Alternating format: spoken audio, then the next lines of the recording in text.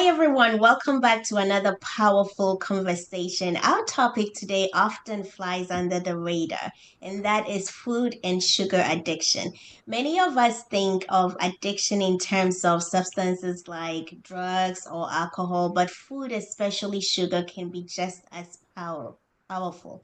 Joining me today is someone who has dedicated her career to understanding and addressing food addiction. So, to help us break it all down, I am thrilled to have Dr. Vera Tarman with us, a world renowned food addiction expert. Dr. Vera is a medical director of one of Canada's largest treatment centers for substance abuse. She's the author of Food Junkies Recovery from Food Addiction and a co host of Successful Food Junkies podcast. With decades of experience, she has helped countless of individuals break free from the grip of food and sugar addiction. So, welcome, Dr. Vera. Thank you for joining us today. Thank you, Dr. Nat. I appreciate your asking me to speak on your summit. Thank you. Thank you. Thank you for accepting it. So, I love to start our conversation off by getting to know a little bit more about you. So, can you tell us what inspired you to focus on food addiction? Okay, well, I was an addictions doctor for, I guess it's now been 20 years. And it wasn't until early days in my addiction when I saw people behaving with their drugs, alcohol, cocaine, even tobacco. Let's just say with alcohol and cocaine, the same way that I behaved around food. And I had struggled, like many, many women, since my teens. I thought I was too big. Then I ate too much. I had all the same thoughts that I think every woman has in our society. And I had tried from those days to lose weight. And I kept finding that the more I tried to lose weight and tried to control my eating, the worse it got. Not only did I gain more weight, but I lost more control over my eating. And I don't know if it was because of that or family history with addiction. I don't know. But I found that by my early 20s, my thoughts about food equaled my thoughts about weight. And then eventually it just took over. I didn't like how I weighed as I got heavier and heavier. But my thoughts about food and whether I could eat and how many calories it was, and if I needed to work out to burn off those calories, that took over even my medical studies and hanging out with people. It was always this running chatter in the background that sometimes got so loud that I couldn't even be with doing what I was doing. Anyway, I knew that there was a problem with that and couldn't figure out why. And over the years, I learned to manage to live with this chatter, this constant chatter, until one day when I was sitting after having been working in the addiction field 4 or 5 years, thinking, oh my God, this is like what people tell me about their addiction. It's probably an addiction. In those days, this was now 20 years ago, people weren't talking about food addiction. They were talking about eating disorders. I thought, okay, Vera, I am a bulimic. I'm a binge eater. We didn't even have the word binge eating. We had bulimia and anorexia. I must have that. Yeah. But I didn't get a formal diagnosis. I just assumed and I lived with it. Anyway, forget about the idea of food addiction as being a diagnosis. It wasn't. But it Yeah. wasn't until I, in my addiction studies, came across Nora Volkov, Dr. Nora Volkov, who was the head of the American Society of Addiction Medicine, which I discovered because I was in that society. And she published a journal that was devoted to just sugar addiction or the addictive nature of sugar. And I thought, there is science. There is science that supports this. So then I dived head deep into what existed then, which wasn't very much. And I've followed that literature since. And it's just confirmed my belief. So I have no question about it now that sugar is as addictive as any other drug. And following the advice that I gave patients about don't drink, when you go out, don't go to a bar, like using the tools from the addiction toolbox. When I followed those myself, that chatter went away. And I feel much better now uh, using that perspective on myself. And also, when I see other people following that perspective, they do so much better. So I'm convinced that not for everybody, but for a large proportion of us, this is a message that really may save lives. It'll change lives. Hmm. Yeah, Hmm. Wow, this is fascinating. And I love that you broke it down that way because a lot of people, if we can be really honest, they always say, well, it's just a willpower issue, right? yeah, And they don't associate this as being something that is like an addiction. We don't associate yeah. food as an addiction. So, what will you tell? I know you've already mentioned. What will you tell that someone who is saying this is not a real problem? Well, I think that the people who say that it's not a real problem, the first thing I would wonder is, are they lying to themselves, which is very possible. Addiction, it's the classic feature is denial. Um, are they diverting their addictive impulses in another way? Do they drink too much? Do they smoke too much? Do they shop too much? There's so many ways that now being on the internet too much, so that maybe they don't need food as their main driver of addiction, but they might have something else. But I guess I would say, if anybody's listening, if they have that chatter that, oh, should I, can I, what if I don't, how will I survive, if that kind of chatter is in your mind, I don't know if you're really going to ask, is it real?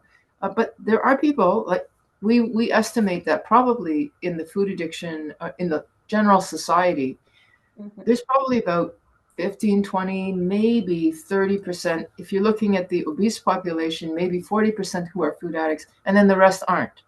So the ones who aren't might ask me that question and they'll be dismissive, but because they won't understand it. But I actually think there are more people who don't want to know because they're in the food industry and they're making money off of us, or Mhm. two, they don't want to know because they know they have a problem themselves and they don't want to face up to it.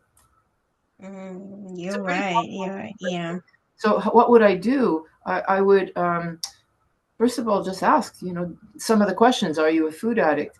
And I usually find that once I have the conversation, people who are easily dismissed or dismissive about the idea will begin to think, you know what? Maybe there's something to this. Maybe not me, but my child, my husband, my sister Hmm. eats even though they shouldn't. They eat the wrong foods. Yeah. Yeah. All right. So let's get the signs. I know you shed light on it and a few, but what exactly is food or sugar addiction? Or Okay. is So it and sugar addiction? Yeah. yeah, well, that's an interesting question there of itself. But let me give you the definition generically of food addiction. That would be that if a person is obsessed or compulsively thinks, because even thinking about it is enough, thinks or eats in a way that they wish they didn't, but they feel they need to, like eat too much, but by the way, it could also be restricting too much. But let's stick with the more obvious: eating too much um, without a sense of control, despite negative consequences. So you have to kind of fulfill those criteria that it becomes an obsession or a compulsion that you can't really control despite negative consequences. And if you can fulfill that, I mean, we have tools to really define it Mhm. nicely, but that's the general sense. And then you ask the question, was it sugar or is it food? This is a question that we ask in the community all the time. And most of us will agree that yes, sugar is addictive. And there's a lot of research now to show that. And then some of us will say, actually, it's not just sugar, it's also flour. And for some people, it's grains. For other people, it's dairy. Other people, it's chocolate. And other people, it's nuts like cashews. Um, Mhm. so we start with the universal, which is sugar. And then depending on you or me, that capacity to be eating foods without control, despite negative consequences, can be quite large with some people and not with others. So most of us in the field are saying, okay, let's go with it's sugar, it's probably ultra processed food, and then after that, it's an individual situation. Mhm. Yeah. Okay, awesome, awesome. So how does it, I know it has like more so like a psychological aspect and a biological aspect maybe, but Yeah. how does it affect the brain? Yeah, so this is where this is actually the research that I found like 20 years ago with Dr. Nora Volko. At that point, they were looking at rats and rats choosing sucrose or glucose sugar over cocaine, and they're actually showing that there's changes in the brain. And since then we've advanced to not just rats, although we're still doing a lot of rat research, but now we're looking at brains, MRIs, functional MRIs, and we can actually see that there are changes in the brain when exposed to sugar, and some people more so than others. People who are probably addicted more so than others. And what we see is that the dopamine 4 receptors will light up in the same way as it would if it were another drug. And we make that a connection. Well, if it looks like that with cocaine and alcohol, and it looks like that with sugar, and we see the same types of behaviors, we can assume that it's an addictive pattern, because we know that addiction has to do with the dopamine system in our brain, the reward pathways in our brain.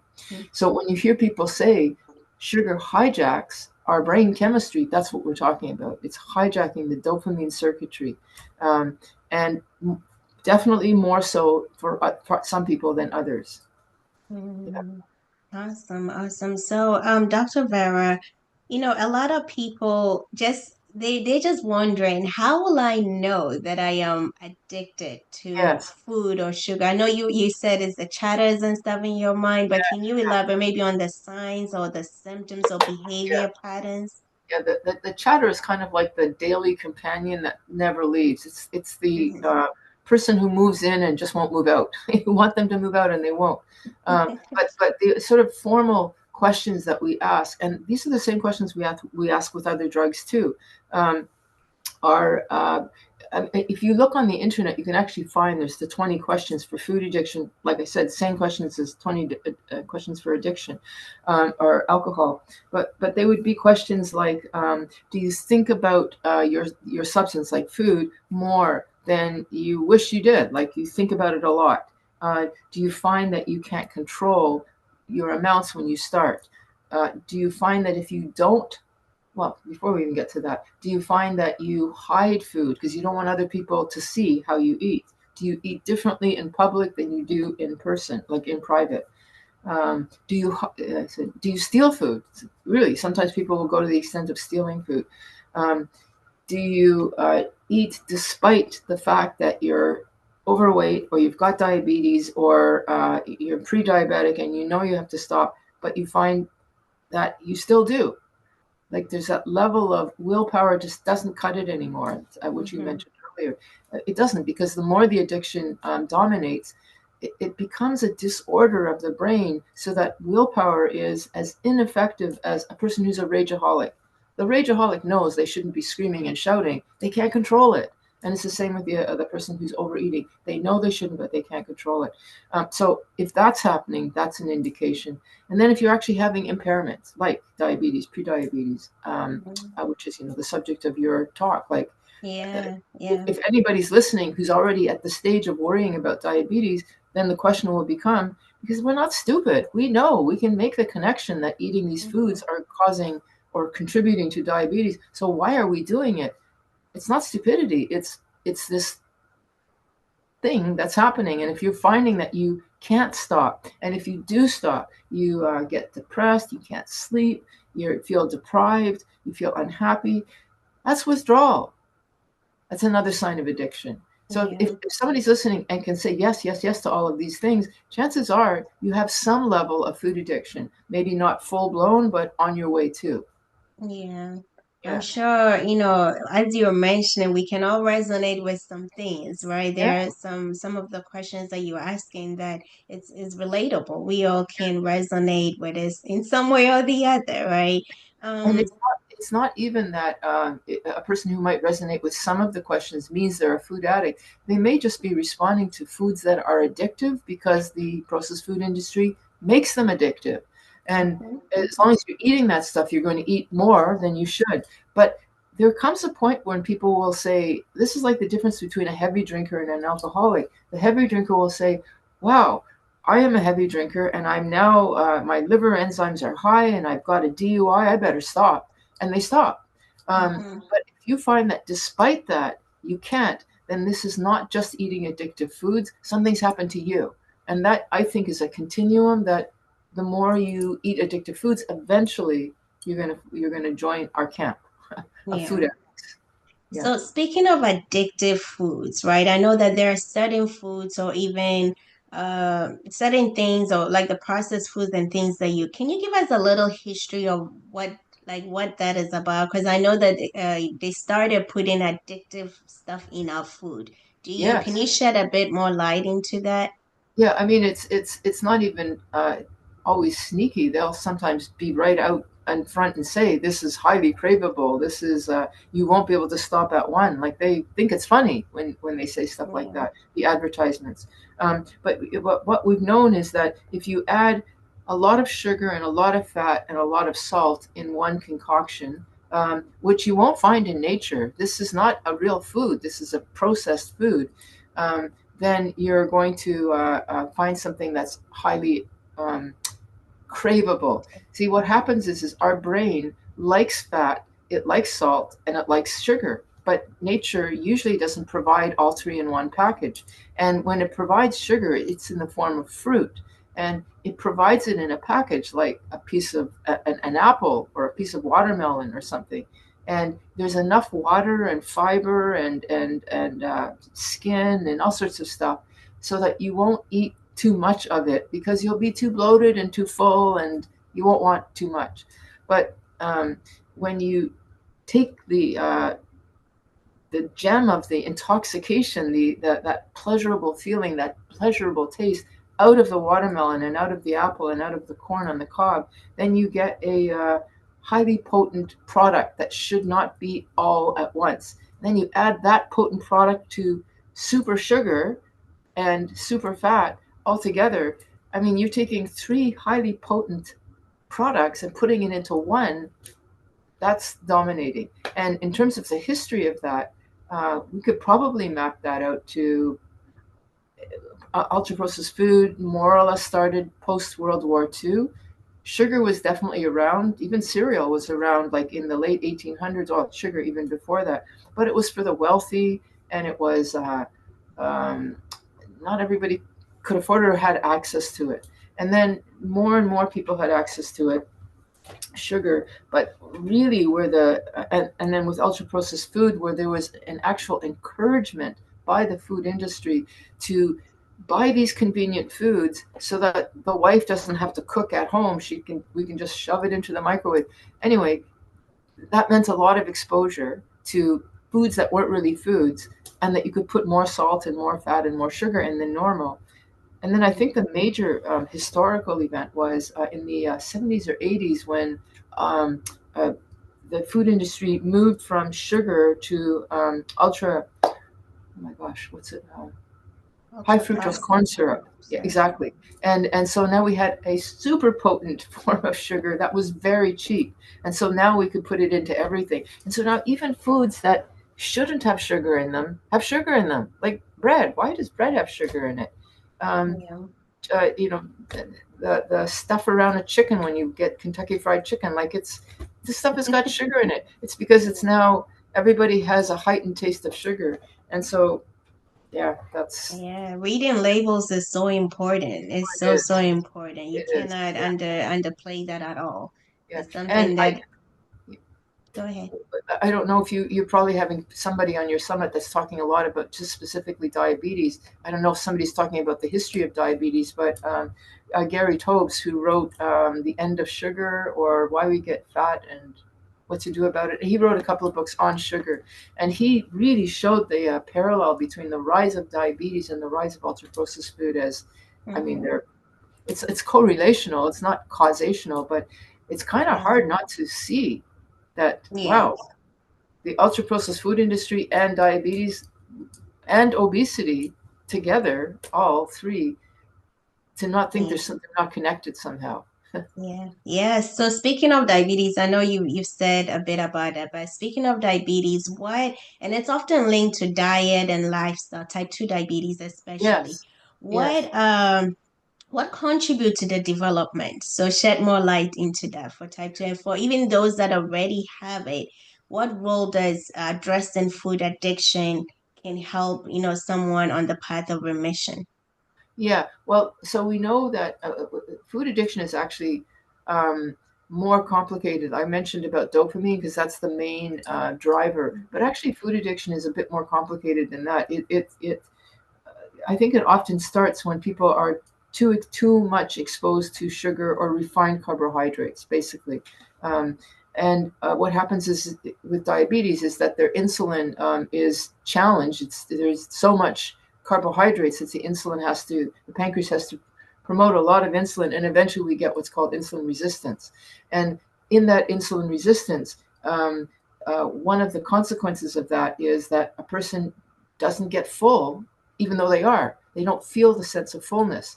Um, uh, and and when insulin is dysregulated, which is what happens with diabetes, I mean, so we see the consequences of diabetes, all the other consequences, like high blood pressure, and well, just the consequences of diabetes. Cholesterol, yeah, yeah. Yeah, The also, related conditions are the exactly. cholesterol, blood But one of pressure. the things that happens is that food cues and food desires also get deranged. So even before the dopamine kicks in, the insulin itself will set the stage for food addiction, which I believe is the next step. I think they're actually quite related, although that hasn't Mhm, been talked about yet in research, but it's been my clinical experience. Uh, mhm, so I think that you have a disordered insulin sensitivity. You get highs and lows because what does a person do when their insulin is their sugars are down? They eat sugar and then like literally sugar, and then their blood mhm, sugars will go up and then they'll crash. We get hypoglycemia, and you get this mhm. crazy yo-yo um, craving pattern Cravings, yeah. along with all the other consequences. So they, yeah, Yeah, yeah. So speaking of, I want to link what you just said to another question. So you talk about the concept of abstinence a lot, especially for those that are addicted. You know, if you've yeah, identified or you've been diagnosed as a food addict. And yes, that can be quite a bit intimidating, right, in the beginning. But yes. can you explain what that means and how people can navigate it? So, is it a way that if you're addicted to food, should you stay? Can you still have some cheat days? Yeah, so this is the thing. If a person is not yet food addicted and they're sort of in that limbo between, like we were just talking about, their insulin is deranged, but they're taking their insulin, um, and they haven't quite crossed the line yet, they might be able to moderate their food if they truly can moderate. If they can say, okay, I'm just going to have a birthday dessert or a dessert when I go out for dinner, but otherwise I Mhm, won't. If they can truly do that, that means that they're not yet addicted, most likely because they have control and they're not yeah. that obsessed, which are the definitions of addiction.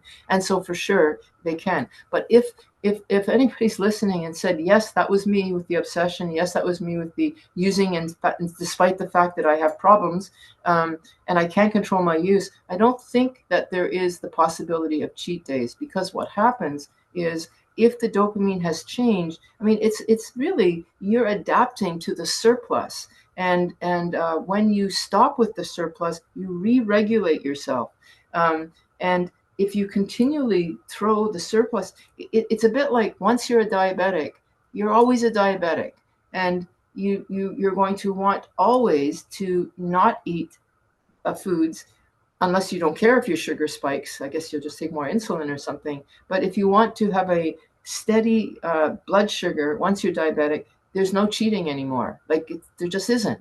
Um, and similarly with food addiction or sugar addiction, uh, every time you reintroduce the substance, your body will have a bigger reaction than it would have uh, before you develop the problem.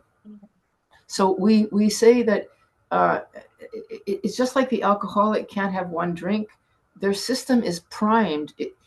The best that you can do, I guess maybe a one way to say it is, there's no cure with addiction, like there's no cure with diabetes. Maybe there's not even a cure for cancer, but there's remission.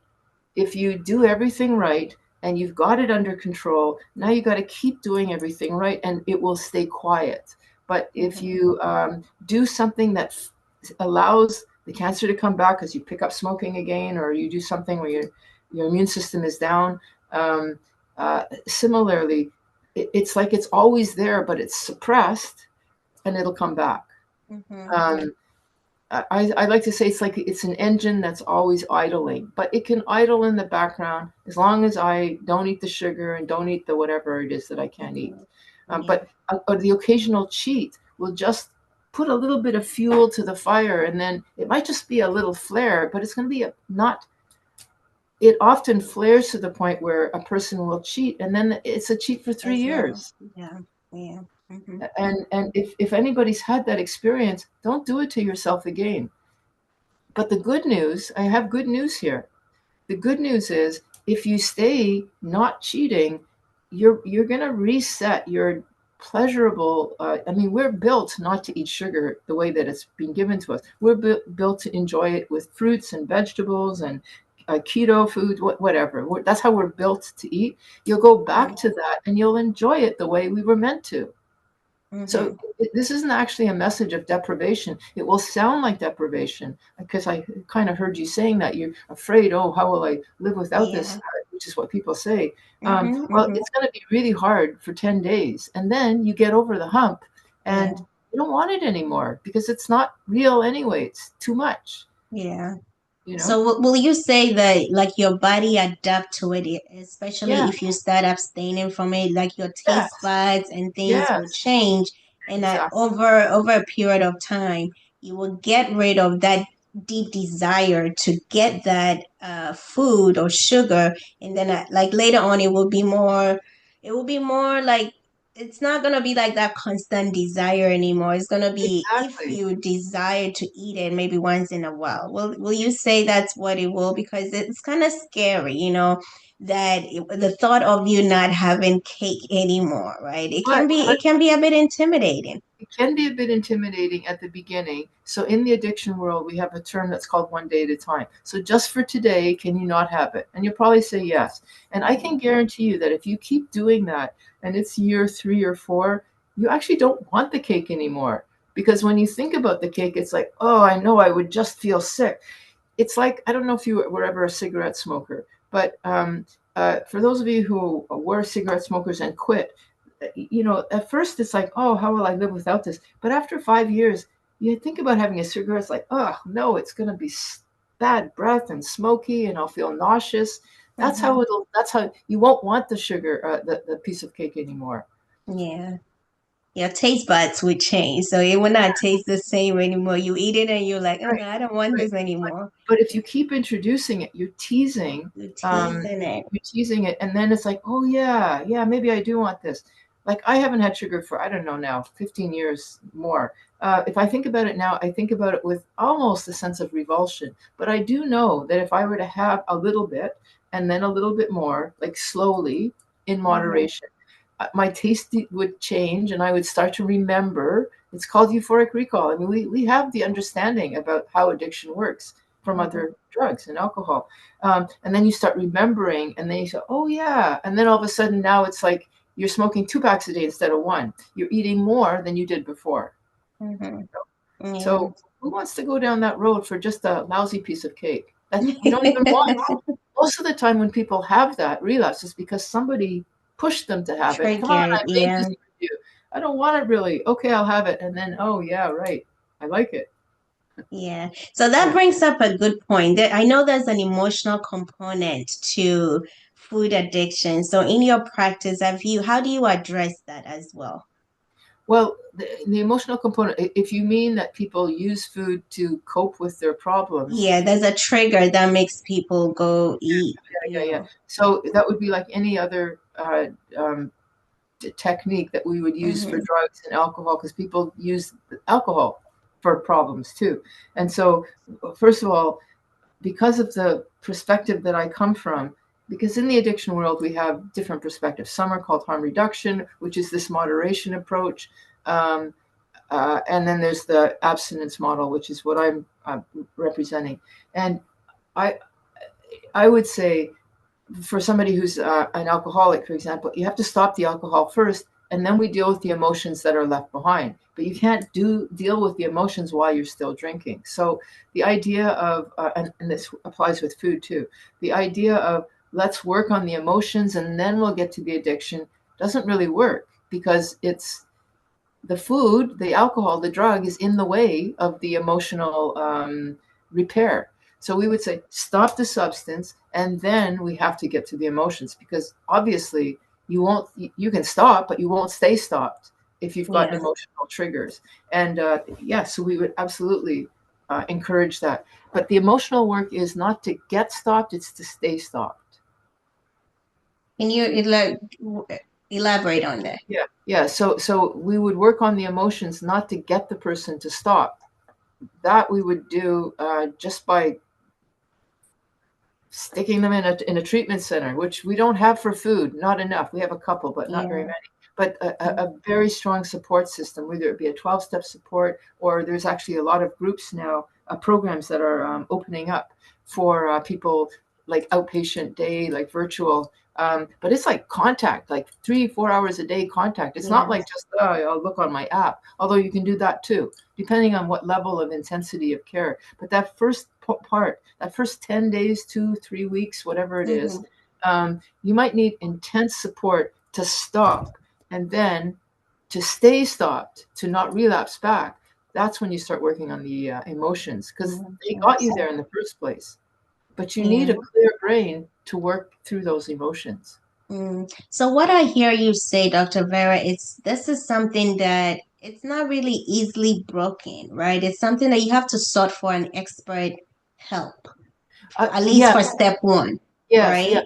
Yes, and thank you for saying that. You may not need expert help, but you will need help, You because otherwise will. you would have done it yourself. Like, Mm-hmm. nobody wants to live this way, and nobody wants Mm-hmm. to ask for help. It's money, it's embarrassment, it's time, but nobody can do it on their own. Very, Yeah. very few can do it on their own. Uh, Yeah. and so that would mean support. Now, expert help is the short, fast way, but you can do it in a community of support where Mm-hmm. it's just a bunch of you doing the same thing. um, that might not be intense enough, but nevertheless, absolutely, you need help though. This is Yeah. not a solo job, and Yeah. we don't want to ask for help. We don't like it generally. Yeah. So for someone who is listening and, is saying to themselves, oh, wow, I can identify with what Dr. Vera is saying. I feel like I might be a food addict, a sugar addict. Are Uh, there some practical things that they can do aside? I know the first step is probably just to seek expert help, but there's some practical things that they can do just to help them, like for those that are struggling with this issue. yeah, I think the first thing is to find a way to believe that it's a problem. It's not something to be dismissed. So that might mean education. That might mean like reading my book, Food Junkies, or Mhm. there's more and more books now. Reading something that makes you believe, yes, this is a problem. So education to some degree. And then if you decide, okay, I know I have a problem, what should I do? Then the first thing is, if you recognize this is an addiction, don't count on willpower. Don't. It's not going to work. It'll last for a half an hour or an hour, and then it's gone. You're just going to say, you know what? I'll do it tomorrow because I'm so frustrated. I'm so hungry. I'm so tired. I'm so Mhm. angry, whatever. Mhm. So then once you buy in, this is an addiction, and that means willpower doesn't exist. So what do I need to put in place to be safe so that when my willpower is gone in 20 minutes, what do I do? Well, I want to be in an environment where there's no sugar in the house. It means cleaning the house, getting rid of it. And if you live with somebody who says, you can't throw that out, it's mine, say, okay, then you have your own cupboard and I'll have my own cupboard. You stay out of mine and I'll stay out of yours. But I don't want it in my face. I don't want to have to cook it for you. I don't want to have to deal with it. Now, some people will say, I can do that, but not early days. They might be able to do that in a year or even 6 months or in 2 years. I mean, I can sit in a coffee shop and smell sugar, and I'm not thinking, oh man, I can't go anymore. But I'll tell you something. For the first 3 years of my sobriety, I couldn't go into a movie theater because of the popcorn smell and not have popcorn. Now I can go into a movie theater and I just get annoyed by the smell, but I'm not like tempted. So you have to get rid of the substance or don't walk into a situation. And that's a bit easier said than done because it might mean negotiating with family and friends. Mhm. Mhm. Um, Mhm. and then the other main thing is, if you decide, okay, I'm not going to have sugar, uh, as you said yourself, reading labels, it's everywhere. That means that every day you have to think, if I'm going out, do I have my lunch with me? Do I have something? Because if I end up having to go to a restaurant or to a store, will I find something that doesn't have sugar when I'm hungry and I need it right now? And if you don't have backup, you'll probably cheat. And then the cheat Mm-hmm. just starts the whole thing again. So then the second thing I would do after I got rid of everything is I'd make sure that I planned each day to have a backup or some kind of preparation, call ahead to the restaurant. Do they have food I can eat? Um, Yeah. just something to think ahead because you don't want to be left in that moment of having to decide because you won't have willpower Yeah. in that moment. Mm-hmm. So Mm-hmm. you need to have like a big mom or a big dad or a parent that's helping because when you're in food addict mode, you're a child that doesn't have any ability to. Unfortunately, that it doesn't sound very nice, but that is what it is. And Yeah. so, but we can parent ourselves by saying, okay, I'm going to make sure I have the proper food. I'm not going to expose myself. Um, I'm going to when I go out somewhere, and I'm going to make sure I'm not hungry. Stuff like that. Yeah. Oh, I love that. So what I'm hearing you say, the first one is really a mindset shift, and that comes Yes, through that absolutely. education, the knowledge, and that's why we are here giving you Yes, guys the knowledge to shift absolutely. your mindset and know that this is not just about willpower. This Yeah. is something that is real, there's a deep rooted issue. Yeah, So and you know once what? you, uh Yeah, go ahead. just your summit and summits like this, people, believe it or not, actually listen to one of these every day to set their mind before Yeah. they move out into the world. I have a lot of people who say, when we put these summits up and people Hmm. listen to them, they go, I do this all the time. I Yeah. listened to one from last year, so I have something every day to either Yeah. read or listen to Yeah. because the mind shift is crucial. Yeah, And and it's not a one-time thing. Yeah, it takes, there's research that even says that you have to read things or hear things maybe 7 times, yeah, right? yes. Before it can actually stay. Because the first time you read it or you listen to it, you're like, okay, whatever. But then you start hearing the same thing, Yeah, and then it gets into your subconscious mind. So yeah, guys, just make sure that you're listening to this when the viewing period is yeah, open, and if you want to also get the recording, just go ahead and do it because as Dr. yeah, Vera said, it helps yeah, you retain this information. And sometimes when you're getting out of the house and there's no willpower, you yeah, just hearing Dr. Vera's voice saying something will give you that boundary or will yeah. prevent you from getting into it. Yeah. And it's not just that it'll keep the willpower. It's also when we go out into the world, Hmm. um, the sugar, the larger world doesn't respect this addiction, and you will be bombarded with Yeah. temptations. And we are very porous, socially porous, and we have to build a buffer, a sort of protective bubble, so that when somebody says, "Oh my God, this is really good," to Hmm. just say, I don't think it's really good because I just heard a podcast that said, no, this is not very good. But if you haven't heard that podcast for 3 weeks, it's going to sound fresh and new. Yeah. Yeah, maybe it is really good. Like it is something I think we have to do every day. Spiritual followers know this. They say you got to meditate every day. It's a spiritual practice to do a meditation. It's a practice, it's a discipline, a spiritual discipline, because out there in the world, there are so many temptations to get angry, to do all sorts of things that we would do. And we Hmm. don't want to do those things. So you want to have a disciplined practice that buffers you every day. And I'm just saying that this kind of a summit could be part of that practice, and in fact is for many Absolutely. people. Yeah, Yeah, yeah, not yeah. just Thank you for saying that. That's why we gave opportunity for people to have lifetime access to, yeah, all the recording because we've had so many amazing speakers like yourself, sharing very good insight. So guys, you heard it from Dr. Vera. Just go ahead and get the lifetime access, and there's additional resources and stuff in that package as well. So don't think that this is something that you want to listen one time and you be good. No, this has to be a constant. It has yeah, to be something that is part of your daily routine. So yeah, exactly. thank you. Thank you for sharing that. Absolutely.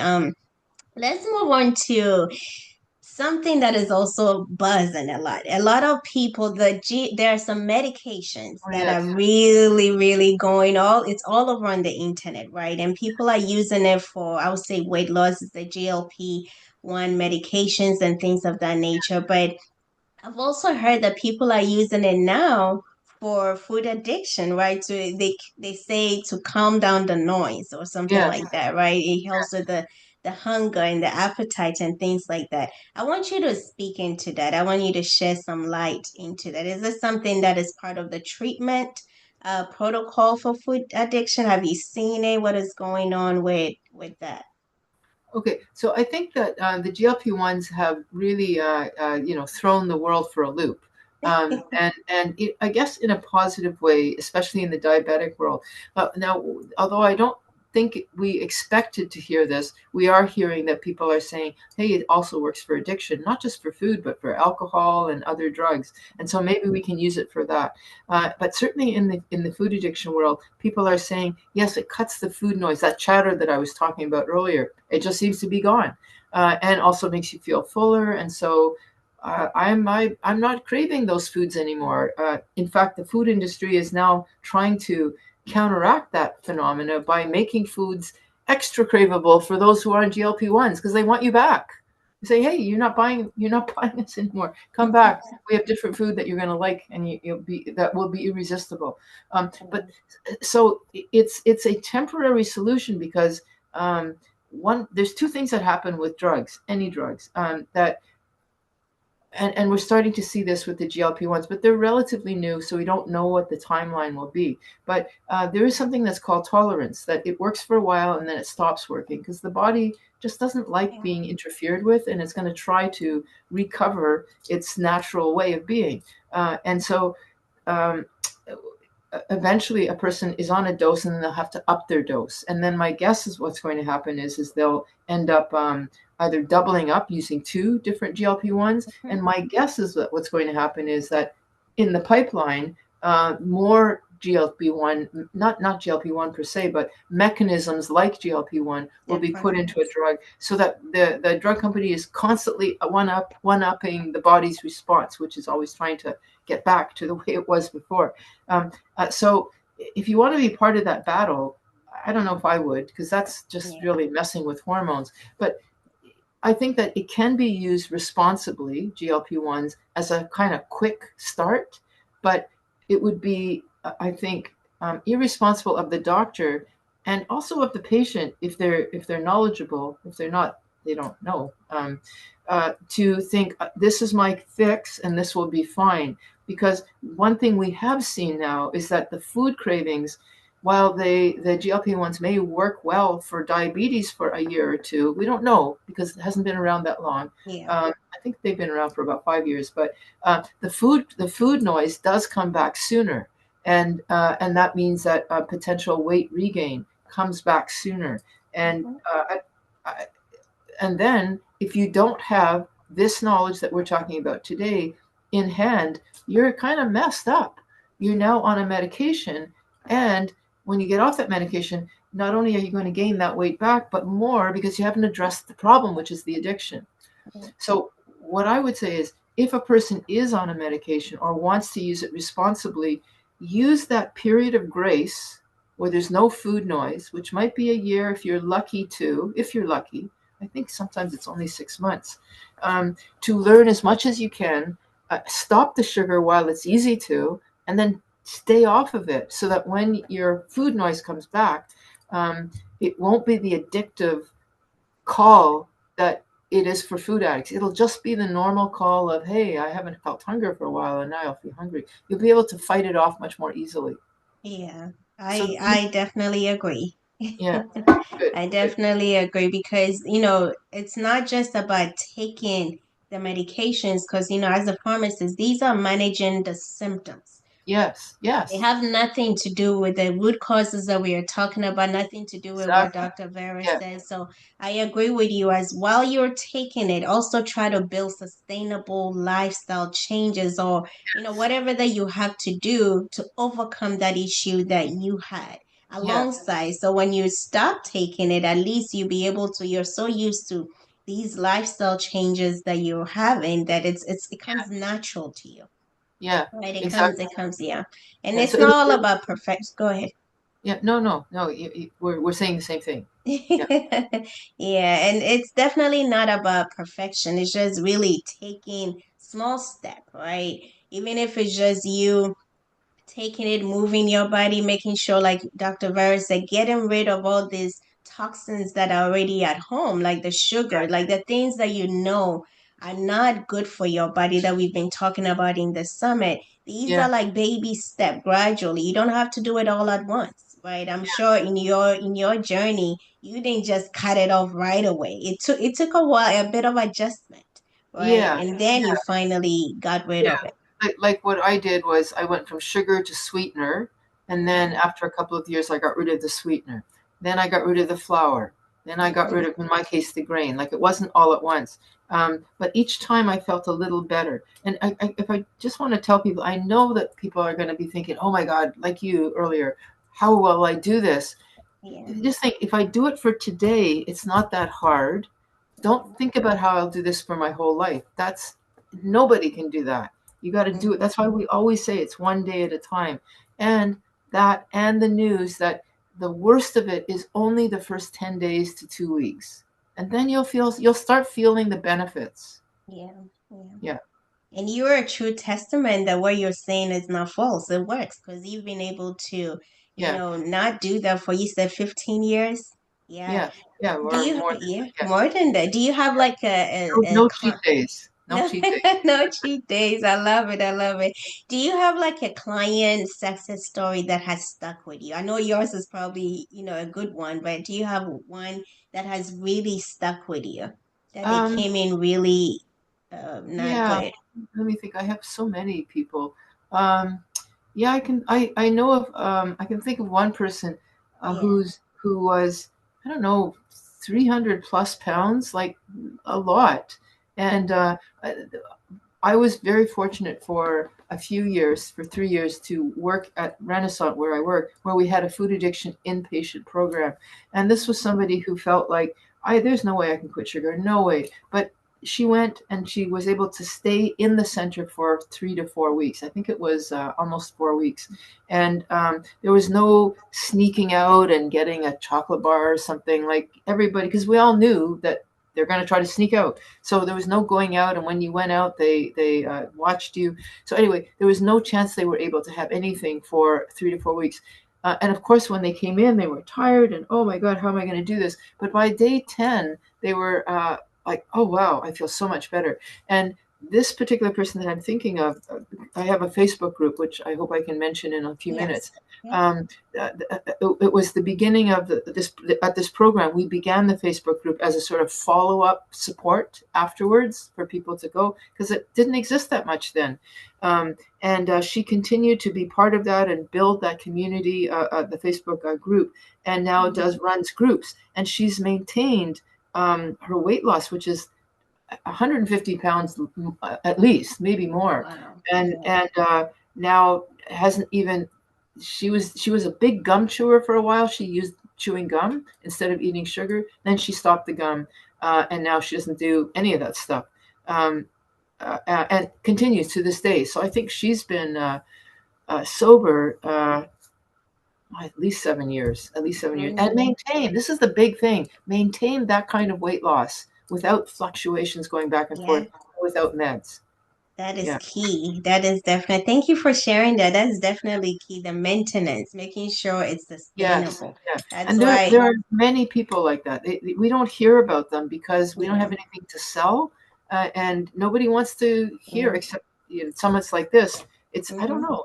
For some Mm-hmm. reason, we don't hear about this as much as we hear about. No, we love to hear the quick fixes. Yeah.